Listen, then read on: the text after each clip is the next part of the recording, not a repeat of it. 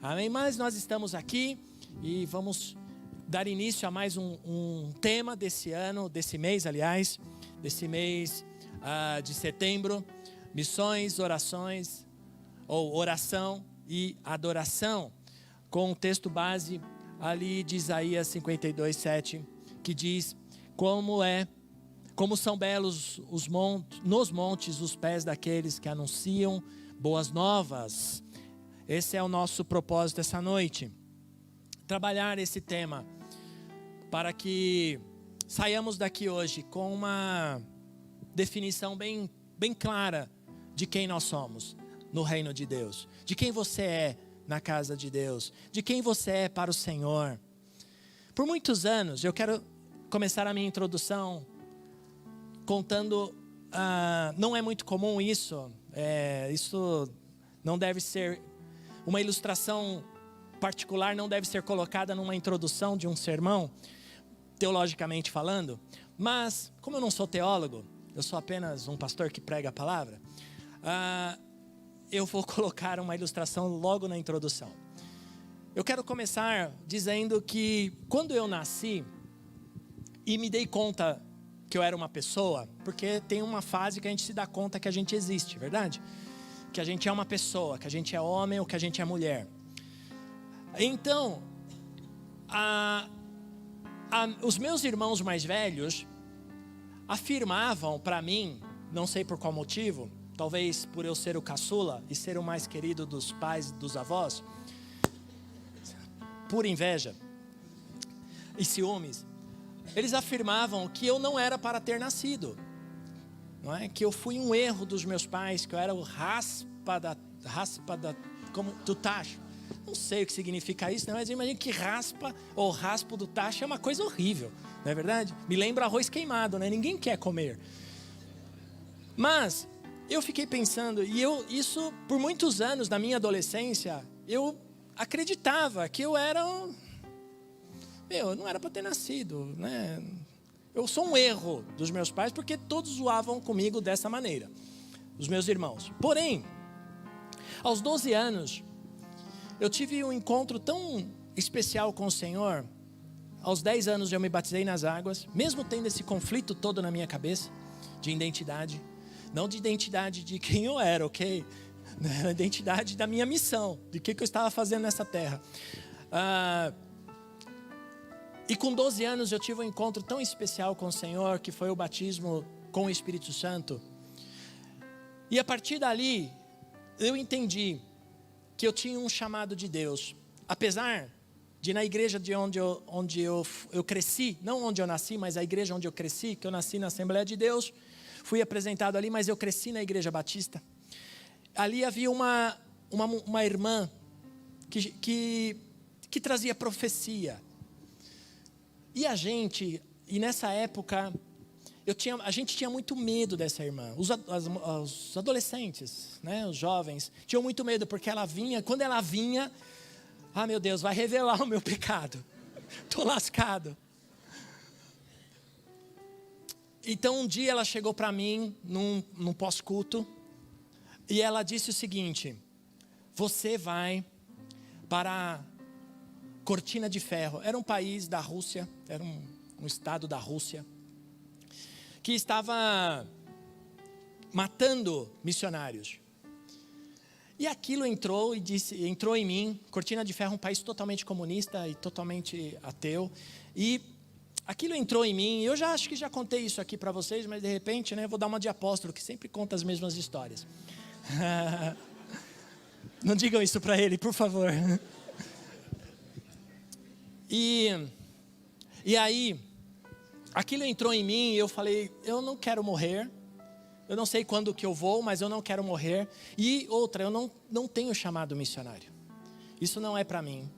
E entrou outro conflito em mim. O primeiro conflito era por eu saber o que eu estava fazendo nesse mundo. E logo quando eu começo a descobrir, através do batismo nas águas, eu recebo a minha identidade, com o batismo no Espírito Santo, eu tenho um encontro com o Espírito Santo, vem uma irmã e fala que eu vou embora, e que além disso, eu ia casar com uma oriental, uma mulher oriental. Eu falei, meu Deus, eu estou lascado, eu não quero nada disso para mim, eu vou sair da igreja, eu vou enfiar o pé na jaca. Mas, mais para frente, eu entendi que eu tinha um propósito de Deus, que eu tinha um legado de Deus, e que eu não era um erro dos meus pais, e que eu não estava por acaso nesse mundo.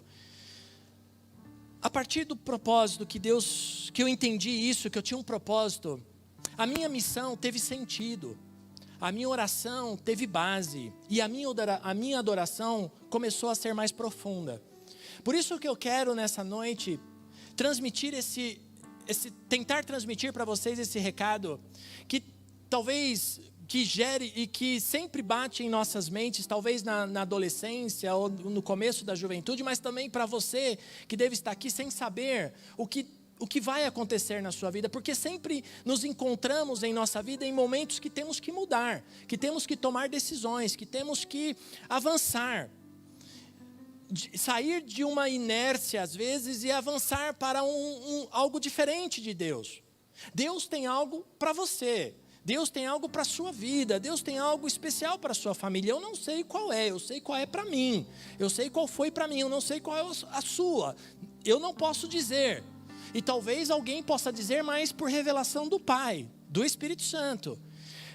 Para isso eu vou tentar nessa noite lhes dar caminhos, lhes dar algumas direções à luz da palavra de Deus, para que você possa dizer, olha, eu entendi o que você quis dizer.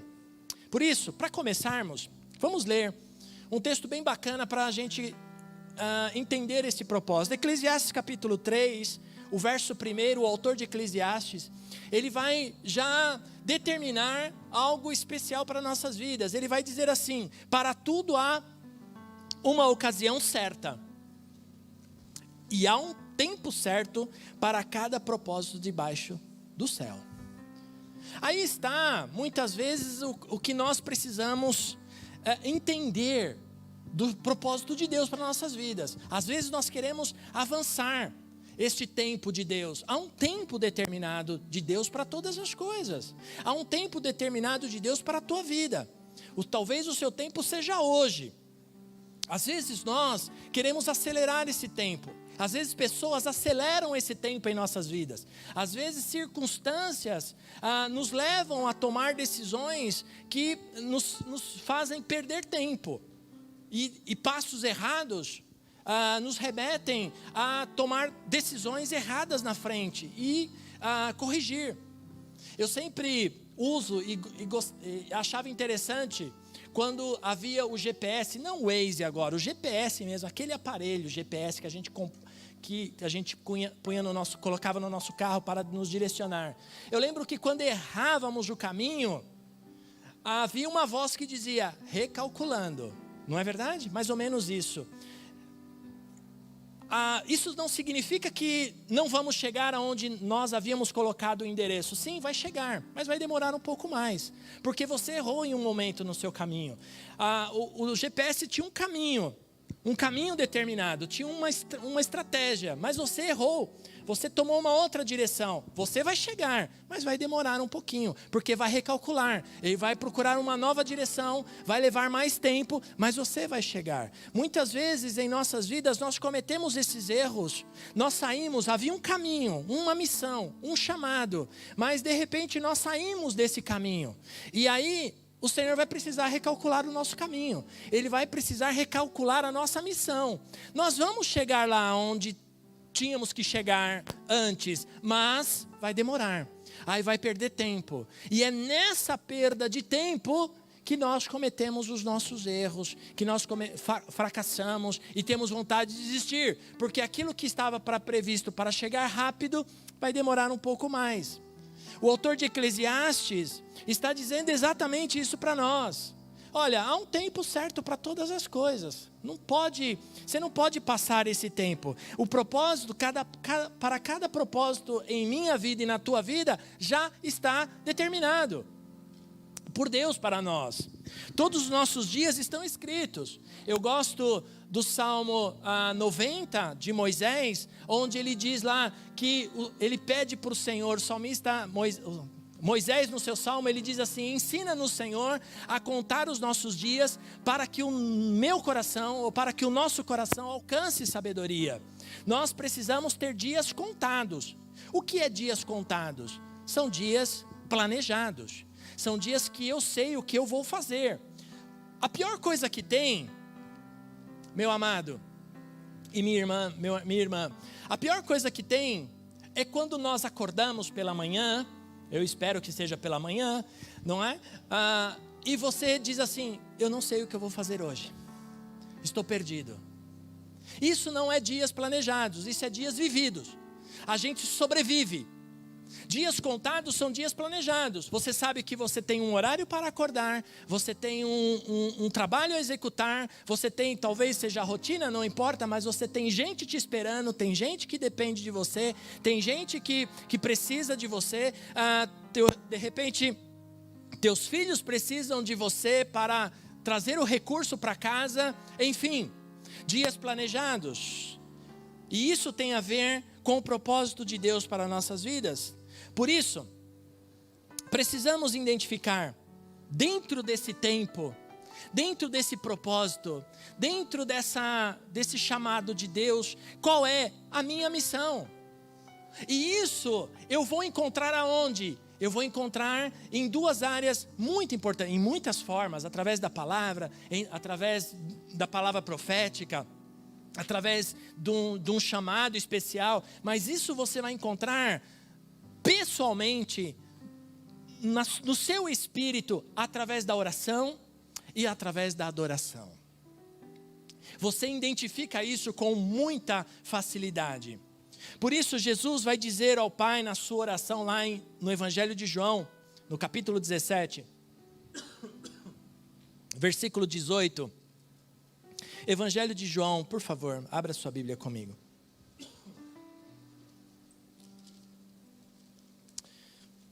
Jesus, ele está falando aqui, ele está fazendo a sua oração, e o apóstolo citou esse texto pela manhã, onde ele falava que Jesus ele fazia três tipos de oração aqui. Jesus ora por ele mesmo, no começo do capítulo 17, ele ora por seus discípulos, e ele ora por todos os crentes.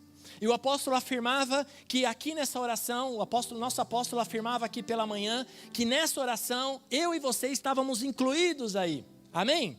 Eu e você estávamos inclusos? Está correto? Inclusos nessa oração.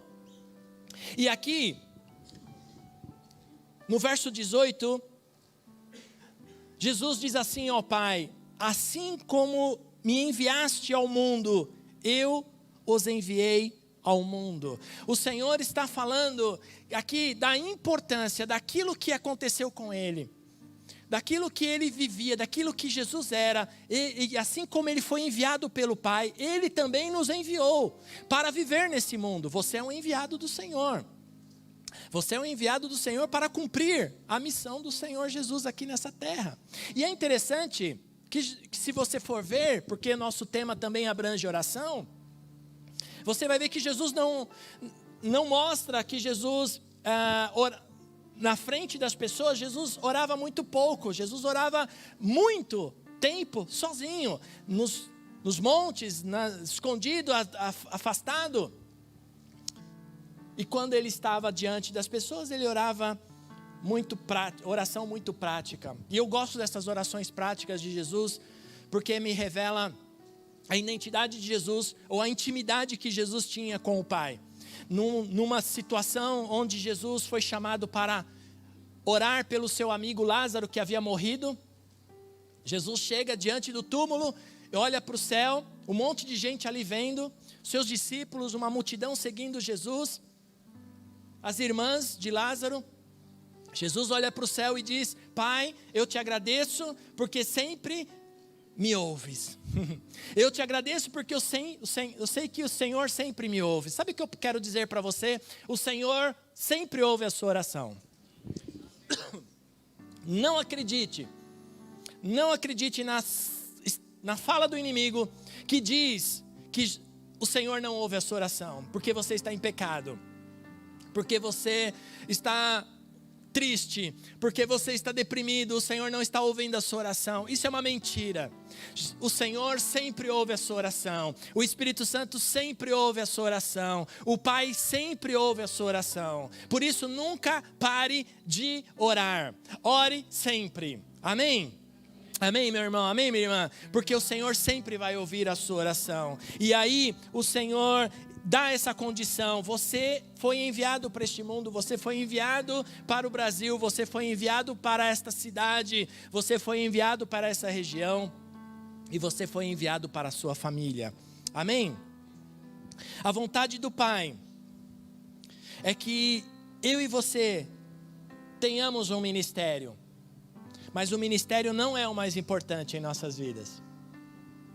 Tem muita gente que quer ministério. Aliás, tem igreja que briga por ministério. Tem eleição por ministério.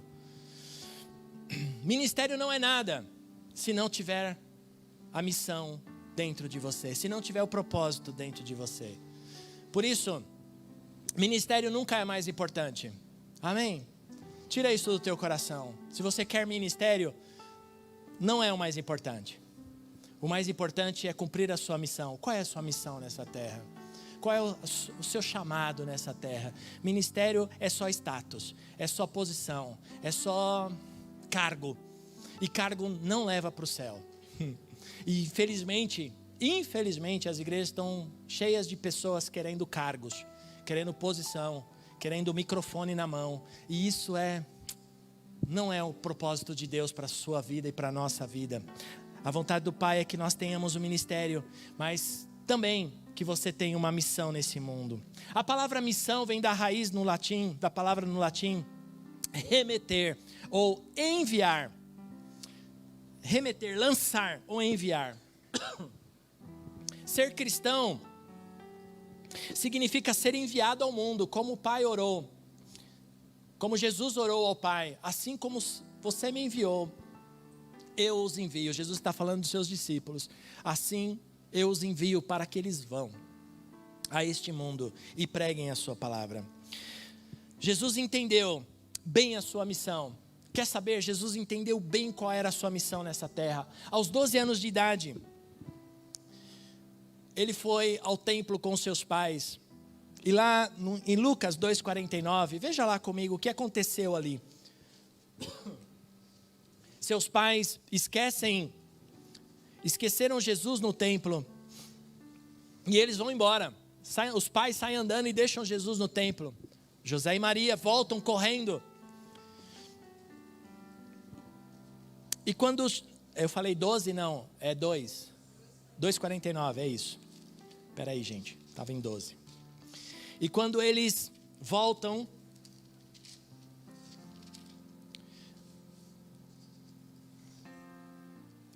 E questionam Jesus, os pais questionam Jesus o que havia acontecido, porque eles estavam procurando. Jesus responde para os seus pais: por que vocês estavam me procurando? 12 anos de idade, no templo, conversando com os teólogos, os religiosos da época. Jesus diz: não sabiam que eu deveria estar na casa do Pai? Vocês já não sabiam qual era a minha missão? Jesus está dizendo aqui: vocês não sabem qual é a minha missão? Eu tenho uma missão, né? Por que vocês estavam me procurando? Não sabiam que eu devia estar na casa do Pai? Jesus sabia a sua missão, e essa missão foi cumprida, ou foi completa, quando ele chegou aos 21 anos de idade, na cruz do Calvário. Lá em João 19:30, na cruz do Calvário, ele afirma o seguinte, pode pôr por favor, ele afirma o seguinte: tendo provado, Jesus disse: está consumado. Está consumado, está completa a obra. A palavra está consumado, ou a fala de Jesus aí, quando ele diz está consumado, ele está dizendo, aquilo que eu havia proposto, os meus dias planejados nessa terra, aquilo que o Pai pediu para que eu fizesse, aquilo que o Pai disse para eu fazer, eu fiz, está consumado. Por isso a obra da cruz para mim, ela é completa. A obra da cruz, ela é completa. Cristo carregou na cruz todas as coisas, todos os nossos pecados, todas as nossas enfermidades, todas as nossas dores, tudo aquilo que de dores em nossas vidas, Jesus atraiu para si na cruz do Calvário. Por isso a obra da cruz é para mim completa. Vocês estão comigo, amém? A missão de Jesus, a partir de então, desse está consumado, ele sai de cena, Jesus sai de cena, entra o Espírito Santo, entre os seus discípulos e chega até nós. Essa missão chega até nós. Devemos continuar na igreja, nessa igreja, a organização, que é o seu corpo espiritual. O cumprimento, ou fazer cumprir aquilo que o corpo físico de Cristo começou a fazer um dia aqui na terra. Nossa missão é apresentar Deus às pessoas. Em 2 Coríntios capítulo 5, verso 18, o apóstolo Paulo, ele vai afirmar a sua posição diante da igreja de Coríntios. 2 Coríntios capítulo 5, verso 18, diz assim: tudo isso provém de Deus, que nos reconciliou consigo mesmo por meio de Cristo, na cruz do Calvário. Houve uma reconciliação. Por isso que eu falei que a cruz, foi a obra completa de Cristo aqui na terra. Ele nos atraiu, e essa reconciliação, nós fomos reconciliados, nós fomos perdoados. Foi através da cruz. No verso 19, o apóstolo Paulo diz assim: ou seja, que Deus em Cristo estava reconciliando consigo o mundo, não levando em conta os pecados dos homens, e nos confiou a mensagem da reconciliação. Ou seja, a partir da cruz que nos atraiu, e nós fomos reconciliados com Deus através de Cristo na cruz do Calvário, essa reconciliação, ela deve chegar a nós para o próximo. Quem é o próximo? Quem é esse próximo? Esse próximo pode estar muito próximo de você, pode ser sua família. Pode ser as pessoas que trabalham com você, pode ser as pessoas que você encontra na rua, no metrô, no trabalho, na faculdade, na universidade, não importa. Nós temos uma função de reconciliar pessoas com Deus, a humanidade com Deus, que também é a sua criação. O problema é que nós muitas vezes nos tornamos meio que egoístas, só queremos o cristianismo para nós, só queremos o reino de Deus para nós, e então nos perdemos muitas vezes, porque às vezes passamos batido em várias situações que esquecemos quem somos. Eu já contei aqui para vocês, obrigado Paulinho, tranquilo, eu já contei aqui para vocês o que aconteceu comigo uma vez. Eu era de uma profissão que já não existe mais. O pastor Mauro foi. Quem mais foi? O pastor Marcelo também foi. Office boy. Não é? Você já foi office boy? Não, não foi. Então o pastor Mauro já entrou já gerente, irmãos. Ele já chegou... só patente alta, né? Enfim. Do que eu estava falando? Ou então... E eu estava de férias do trabalho e eu fui pagar uma prestação. Quem ri vai estar excluído, hein? Ah não, hoje é ceia, né? Hoje não pode. Eu fui pagar uma prestação de uma conta do meu pai no Mapping. Quantos se lembram do Mapping? Faz tempo. Década de 90, não é? E então eu fui pagar uma prestação ali no Mapping, ali na Praça Ramos de Azevedo, ok? E eu saí com o carnezinho pago e uma senhorazinha, chegou para mim e falou assim: mocinho, você pode me ajudar? E eu todo solícito, né, disse: claro, pois não. Como eu faço para chegar no paraíso? Eu crente, eu tinha 16 anos, 17 anos, eu crente. Eu falei: olha, tá vendo aquela placa ali, a estação é Anhangabaú, a senhora vai descer, pegar o metrô sentido Sé, descer na estação Sé, fazer baldeação, pegar sentido Jabaquara, e ali a senhora fica atento, que tem uma vozinha dentro do trem que fala que chegando no paraíso a senhora desce. Ah, tá bom, obrigado, foi embora. Aí eu saio dali, a mulher vai embora, o Espírito Santo, meu, você tá louco? Olha o que você fez. Olha que oportunidade eu perdi, verdade ou não? De dizer, a senhora quer ir para o paraíso? Eu fico pensando, onde estará essa mulher agora, né? Porque eu oro para que eles tenham encontrado o paraíso. Porque senão eu estou lascado. Nossa missão é apresentar Deus às pessoas a qual nós convivemos.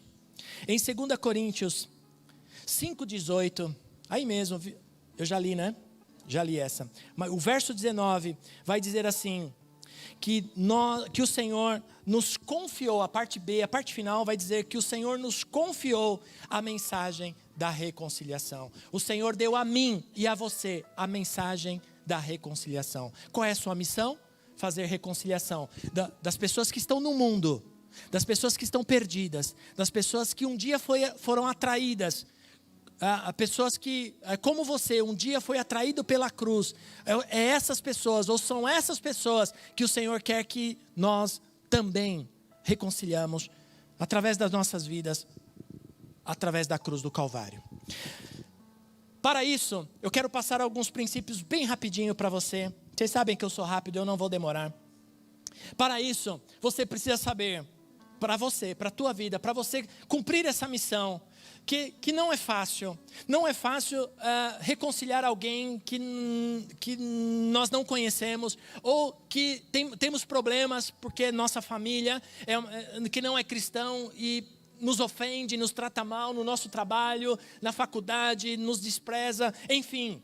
Primeiro, você precisa saber que Ele nos criou, o Senhor te criou, você é criação de Deus. Eu não sei o que aconteceu, eu sem minha música eu não funciono. Preciso da minha música aqui, eu não estou ouvindo, vocês estão ouvindo? Eu preciso dessa música, senão eu não funciono, gente, por isso que eu estava tossindo aqui o tempo todo. Brincadeira.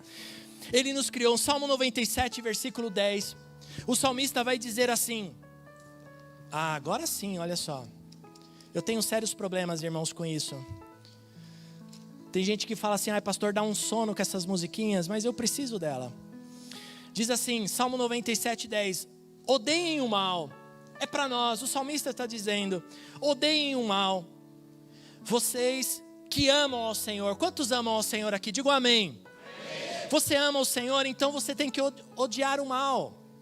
Odeie o mal, pois vocês que amam ao Senhor, pois Ele protege a vida dos seus fiéis e os livra das mãos dos ímpios. O Senhor nos livra das mãos dos ímpios. Ele nos criou para amá-lo. E nós precisamos levar esse amor a outros também. Por quê? Para fazer parte dessa família de Deus. Em 2 Coríntios, capítulo 1, 2 Coríntios 1, 21.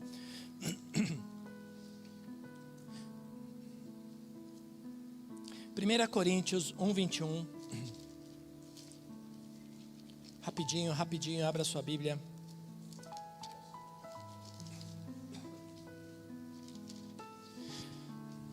Primeira Coríntios, não, 2 Coríntios, ai Senhor. O apóstolo Paulo vai dizer assim, ora, é Deus quem faz que nós e vocês permanecemos firmes em Cristo e Ele nos ungiu. Essa unção é através do Espírito Santo, é através do Espírito Santo em minha vida e na tua vida. Ele nos ungiu, Ele nos separou, Ele nos trouxe esse princípio de vida, porque Ele quer nos fazer parte de uma família. Põe teu coração aqui em mim. Você faz parte de uma família. Amém? Você faz parte de uma família. Terceiro princípio, Ele quer que nós nos tornemos semelhantes a Ele. Aí em Mateus capítulo 5, 48, a cada dia nós devemos buscar sermos semelhantes a Deus. Em Mateus capítulo 5, verso 48,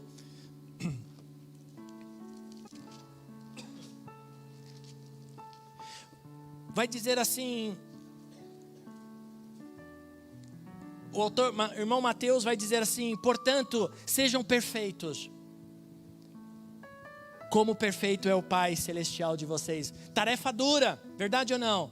Nesses tempos, sermos perfeitos. Mas há um princípio aí que nós precisamos buscar, que nós precisamos trabalhar. Nós buscamos a cada dia melhorar, verdade ou não? Olha, quer um exemplo? Olha uma foto sua, antiga. Você não melhorou? Eu acho que eu melhorei, muito. Eu acho que eu melhorei. A irmã Nalva me deu uma foto hoje de manhã, de 2004, de um evento que eu estava muito feio. Eu não acreditei que era eu. Só acreditei porque eu estava com meu filho de mão dada, senão não era eu. Mas nós melhoramos o nosso aspecto, porque as coisas melhoraram, as tecnologias melhoraram, existem muitas estratégias aí, né, de maquiagem para as mulheres, de cabelo, de produtos, de chapinha, de negocinho que enrola. Então as coisas estão muito mais práticas para nós nos dias de hoje, verdade ou não? Existem muitos cremes que melhoram, mais ou menos, né? A roupa melhor, ajuda bastante, né? Você compra uma roupa. Então, aí, nós nos tornamos, e a palavra de Deus diz que nós devemos. Eu olhei para o Alexandre e para a Renata ali, lembrei: quer comprar produto bom? Vai lá na loja deles ali, perto da Barbote ali, vai lá no produtos. Olha eu fazendo propaganda, depois a gente conversa, ok? Então. E a palavra de Deus diz que nós devemos melhorar sempre, a cada dia, buscarmos melhorar, nos preparar até que cheguemos à estatura de varões perfeitos. Eu acredito que essa perfeição será só no céu, mas nós precisamos melhorar sempre, melhorar as nossas atitudes, melhorar o nosso caráter, melhorar nossas palavras, e nós melhoramos quando? Quando erramos. Quando reconhecemos que erramos, quando falhamos com as nossas atitudes, com as nossas palavras, com os nossos posicionamentos, e aí eu não deveria ter falado isso, eu não deveria ter agido assim, eu não deveria ter tomado essa atitude, eu vou melhorar, eu não vou fazer mais isso. Quando você se posiciona para dizer eu não vou fazer mais isso, você já está melhorando, e se você não fizer, você melhorou, amém? Se você realmente colocar em prática, você melhorou. Por isso é uma prática, isso é uma técnica, isso é uma mudança de hábito que nós precisamos ter em nossas vidas. Um outro propósito que nós precisamos ter é buscar servi-lo, sempre. Aí em Lucas 12:35 vai dizer que nós estejamos sempre prontos para servir, que as nossas lâmpadas estejam sempre acesas para iluminar, não se pode esconder. Você tem a luz de Cristo em suas vidas, nós somos luz do mundo e sal da terra. Não se pode esconder uma luz debaixo de uma mesa, debaixo de qualquer coisa, debaixo da cama. Não se pode. A luz, ela clareia o ambiente. Você é luz, meu irmão. Você é luz, você tem que brilhar. Você tem que fazer a diferença onde você está. Vocês lembram que semana passada, vocês que vêm à noite sempre, eu falei que convidei 2 pessoas para vir ao culto. Um deles vieram, que é o Morgan, que eu falei semana passada. Ele veio aqui no aniversário, ele ficou encantado com a igreja. Ele falou: que coisa linda, nunca tinha ido num lugar tão lindo, tão cheio de gente iluminada. Porque ele é espírita kardecista, né? Então todo mundo é iluminado. E eu falei: você viu quanto brilho? Eu entrei na dele. Lógico, não está errado, nós temos luz mesmo. Eu falei: você viu quanta luz? Então, você precisa fazer parte dessa luz. Enfim. E nós precisamos contar a respeito de Deus, a respeito do Senhor Jesus. Em Marcos capítulo 16, o Senhor, no verso 15, o Senhor Jesus subindo aos céus, ele afirma, ele dá essa condição: ide por todo mundo e pregai o evangelho a todas as pessoas. Ide por todo mundo. Aí você fala: mas eu não tenho chamado missionário. Eu também não tenho. Como eu disse no começo aqui do meu testemunho de vida, eu não tenho chamado missionário.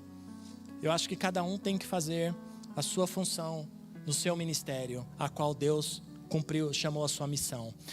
Por isso, eu entendo que o meu chamado é pastoral, ponto. Quem é missionário, que vá para missões, eu vou estar orando, investindo, apoiando e orando sempre. E aqui, mas o ID é para todos nós, e o meu ID para todas as nações. Essa nação pode ser, esse mundo pode ser a minha casa, esse mundo pode ser o meu bairro, esse mundo pode ser a minha família, esse mundo pode ser o amigo lá do meu trabalho, da faculdade, esse mundo pode ser o meu vizinho aqui do lado. Então, nós temos que ser luz e falar a todos do Evangelho, falar a todos que o amor é para Ele também. Há um preço nessa missão. Há uma ilustração que eu gosto muito, contada no livro Um Chamado para Todos. E o autor afirma o seguinte: ele usa uma ilustração de um avião que sai dos Estados Unidos com destino à Coreia. E o piloto recém-formado, sem dar conta, vai desviando aos poucos 1 grau da sua rota. 1 grau da sua rota. E quando eles se dão conta, eles estão em cima do Afeganistão. E esse avião, de origem americana, foi bombardeado. 250 pessoas morreram. Porque o piloto novo estava abaixo, tem um teto, né, para isso, que ele tinha que estar navegando ou voando. Eu não entendo muito disso. E ele estava abaixo, porque ele era novo. Um descuido pode fazer muita gente morrer. Um descuido no processo da nossa missão pode fazer muita gente morrer, espiritualmente falando, no nosso caso. Um erro pode levar muita gente a se perder. Muitas vezes oramos e pedimos: Senhor, abençoa o que eu quero fazer. Mas na verdade a nossa oração deve: Senhor, ajuda-me a cumprir o seu propósito que o Senhor tem para a minha vida. Em Romanos capítulo 6, versículo 13. Cadê o Márcio? Por favor, Márcio. Fomos chamados para uma missão. Em Romanos capítulo 6. O apóstolo Paulo vai dizer assim, no verso 13: Não ofereçam os membros do corpo de vocês ao pecado, como instrumento de injustiça. Antes, ofereçam-se a Deus, como quem voltou da morte para a vida. E ofereçam os membros do corpo de vocês a Ele, como instrumento de justiça. Há um senso de justiça em nós. Não de juiz para julgarmos, mas de justiça, para sermos justos. Há uma grande diferença em sermos justos e juízes. Por isso, nós precisamos, nessa noite, pensar que dentro desse processo de Deus para nossas vidas, o Senhor nos chama para orar. Para orar. Em Efésios capítulo 6, verso 18, o apóstolo Paulo, ele vai dizer que nós deveríamos nos vestir de uma armadura, nos revestirmos. Todo esse capítulo fala dessa orientação espiritual que nós devemos ter. E aí no verso 18, ele fala: orem no Espírito. Quando? No Espírito, olha, prestem bem atenção, orem no Espírito, em toda ocasião. No Espírito nós devemos orar em todo tempo. A partir do momento que você acorda, que sua mente começa a processar o dia, você deve já começar orando no Espírito. E aí, com toda oração, depois, com toda oração falada, em momentos de momentos de você parar e orar, para buscar a Deus. com súplicas, tendo isso em mente, tendo a oração no Espírito e tendo a oração com súplica, você deve então perseverar, ficar atento e perseverar em oração, por todos os santos, por todas as coisas. A oração faz parte. E a adoração entra aí, meu irmão, porque você é um adorador do Senhor. Em Salmo 34:1, como eu gosto desse salmo, e eu quero ler, eu coloquei só o verso 1 aí pro Fernando, mas eu quero ler um pouquinho mais, Fernando, se você me permite. Claro que você vai me permitir, né? Você não vai falar não para mim. Salmo 34:1 vai dizer assim, o salmista Davi, ele vai dizer assim, olha aí, põe teu coração nessa leitura, diz assim: bendirei ao Senhor o tempo todo. Quando? Tempo todo. Os meus lábios sempre te louvarão. Minha alma se gloriará no Senhor.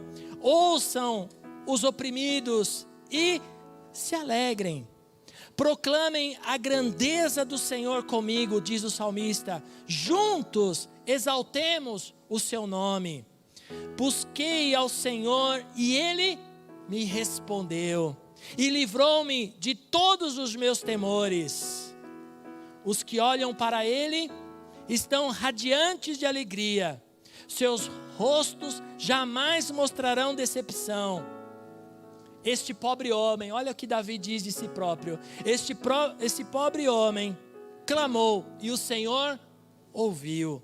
E o liberou, e o livrou, e o libertou de todas as suas tribulações. E o verso 7 diz assim: o anjo do Senhor é sentinela. Eu gosto mais da versão mais antiga que diz: o anjo do Senhor acampa-se ao redor daqueles que o temem e os livra. Quantos temem ao Senhor aqui?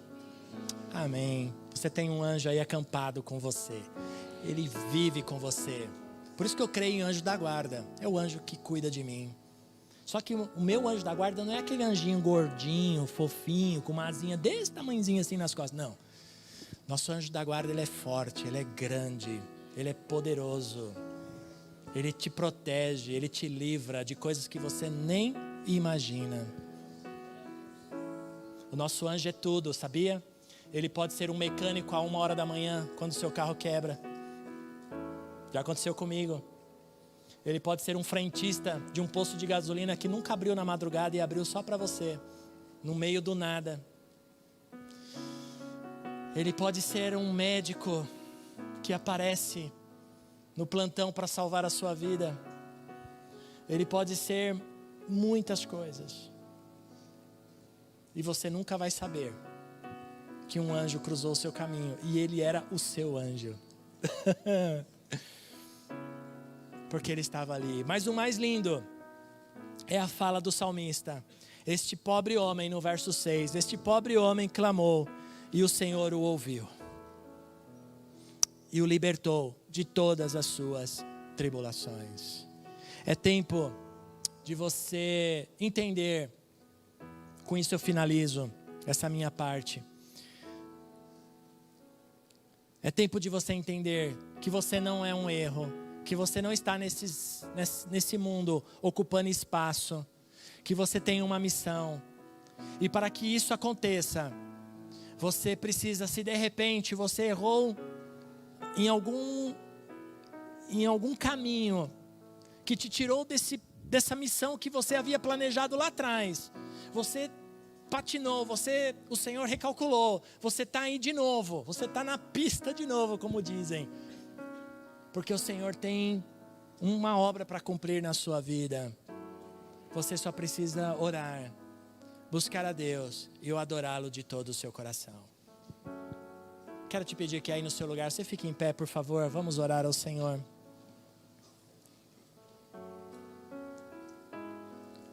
Com os teus olhos fechados, tua cabeça baixa, só para você não se distrair com o movimento. Eu quero perguntar nessa noite, com os teus olhos fechados, tua cabeça baixa, eu quero te perguntar, quantos entenderam essa palavra? e sabe que o Senhor falou ao seu coração, levante a sua mão, eu quero orar por você. Amém, amém. Obrigado, fica com a tua mão levantada, amém. Obrigado, Senhor, por todas essas mãos levantadas, eu vou orar por você. Senhor, obrigado por todas essas pessoas que estão com as suas mãos levantadas, homens, mulheres, senhoras, senhores, jovens, que estão com as suas mãos levantadas nessa noite, Senhor, que entenderam a sua palavra, Senhor, e sabem que tem uma missão, que tem um chamado, que tem uma direção, Senhor, e eu quero abençoá-los nessa noite, Senhor, com as tuas mais ricas bênçãos, que eles sejam cheios de Ti agora, Senhor. Tira todo o medo, tira toda a preocupação, tira toda a ansiedade, tira toda a tristeza, Senhor, toda a angústia do coração deles, ó Deus, para que possam seguir em frente, Senhor, sabendo que a seu tempo o Senhor cumprirá esta obra tão linda que o Senhor tem para eles, em nome de Jesus, amém, amém. Você orou assim comigo? Amém, que Deus abençoe.